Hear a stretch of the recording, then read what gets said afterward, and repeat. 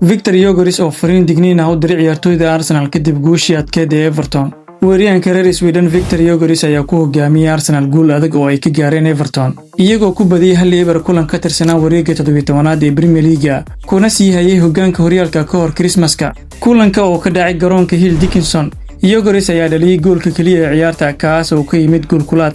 Isagoo la hadlay saxaafadda ciyaarta kadib Gyökeres wuxuu yiri, dabcan waa dareen fiican. Waxay ahayd guul adag oo aan ku helnay garoon aan marti ku ahayn, balse waxaan helnay 3 dhibcood waana ku faraxsanahay inaan dhaliyay goolka guusha. Wuxuu intaas ku daray, wax yar ayaan garoonka ku wada hadalnay dabadeed aniga ayaa qaatay rigoorada.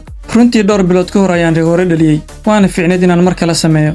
Isagoo ka hadlayay fursadii ay seegeen qaybtii labaad, Gyökeres wuxuu yiri, ciyaartu way adkeyd, waxayna ahaan lahayd mid ka wanaagsan haddii aan dhalin lahayn goolal kale, taasoo na siin lahayd xakameyn badan. Marka natiijadu ay noqoto hal eber mararka qaarkood cadaadis ayaa imaanaya.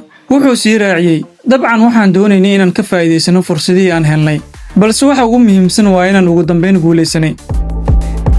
Dhinaca kale, Kylian Mbappe oo barbareeyay rikoor waali ah oo uu muddo haystay Cristiano Ronaldo. Xiddiga Faransiiska ah ee Real Madrid Kylian Mbappe ayaa jebiyay rikoor taariikhi ah oo uu horey u haystay halyeyga reer Portugal Cristiano Ronaldo, kaas oo la xiriiray tirada goolasha ugu badan ee hal sano gudahood uu dhaliyo ciyaaryahan ka tirsan Real Madrid.